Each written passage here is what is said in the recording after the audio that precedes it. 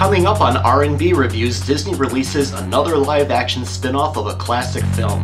How does this one stack with the others?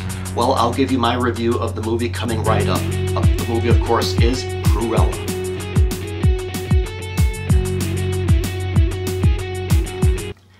Thank you very much for checking out R&B Reviews. It's no surprise that the last few years Disney has either done live-action spin-offs of popular characters like Maleficent featuring Angelina Jolie, or straight-up live-action remakes of classic animated features like Aladdin, Beauty and the Beast, and The Lion King.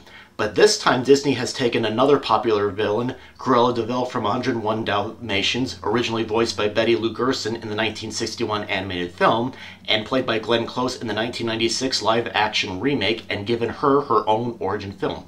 Now before we go any further, there might be a little bit of spoilers in my review, so please be warned.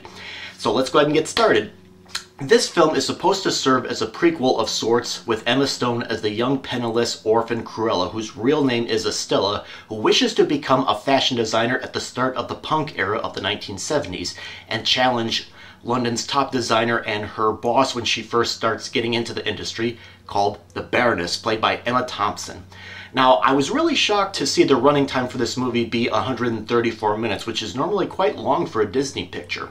Cruella is also a dark film compared to the other live-action films. It's also PG-13, but I felt like the movie had more care put into it than the other Disney live-action adaptations. Oftentimes I feel like they just seem to go through the motions in order to follow the same story of the cartoons, and sometimes it can come off as flat, and you oftentimes wonder what was the point of either making this movie other than perhaps a cash grab. Also, some of the messages that are inserted into those other films, sometimes I feel like they can be a little bit forced just to be there. But I think here they did a much better job with Cruella. Cruella is kind of like an alternate personality with the character Estella has. The character is rebellious to society and school. The Estella persona is kinder, while Cruella, as we know, is a bit ruder and perhaps a little bit more wicked and evil. I really liked Emma Stone in the role. I thought that Stone did a great job humanizing Cruella, which has previously been seen as a sort of stock villainess. Stone plays her as a designer trying to make it in the industry, but bad luck keeps happening and other obstacles keep getting in her way. I thought her voice was great, and I really liked her narration, because sometimes with narration it can seem a little bit forced, but here it was like listening to a novel being read to you. If there was something about Stone's portrayal I think she needed more of, was the scare factor. In the live-action movie with Glenn Close, Close could really scare you when she's shouting at Horace, Jasper, an employee, or an animal. But then again, it could be argued that Cruella here hasn't gotten to that level yet. And I also liked Stone's, menace and insanity in her eyes later on in the movie. I think she did a great job with that. I also liked the chemistry between her and Horace and Jasper. In the other adaptations, they're hired thieves that Cruella treats like imbeciles and abuses them. But here, Cruella meets them while they're in their preteens, and they become sort of like a family, and they help each other pick pockets and do other little robberies throughout London. I really liked the chemistry between those three, and I also liked how the relationship changes as the movie goes on. Emma Thompson, I thought, was great as the arrogant, narcissistic, stuffy Baroness who takes credit for all of her staff's work and does quite a number of screwed up things in this movie. I also liked the master-apprentice relationship between her and Cruella. I liked the scenes where Cruella presents ideas and the Baroness shows her how she can improve and add certain things. The movie is not rushed. It moves at a deliberate pace so you can spend enough time with the characters and allow them a chance to develop. Although I think some of the camera shots were a little too quick in some cases at times. While the movie is advertised as a prequel, it doesn't really take place, to me, in the same universe as either the animated film or the 1996 remake. It's probably the start maybe of a new series where eventually we're going to get into a new adaptation of 101 Dalmatians. I don't know.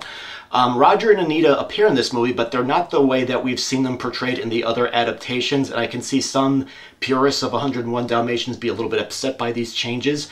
And of course there are some 101 Dalmatians references from visuals to lines. The costume design is fantastic, and while I liked the soundtrack, I felt like it was a little overstuffed, like it was trying to say, hey young people, check out all these great classic rock songs from the past. There's a lot of them. You gotta go check them out and get, know, and everything. And some of them I thought were odd choices. Like at one point, Black Sabbath, The Wizard shows up. And arguably the wizard is not really about a wizard, it's about a drug dealer, who knows.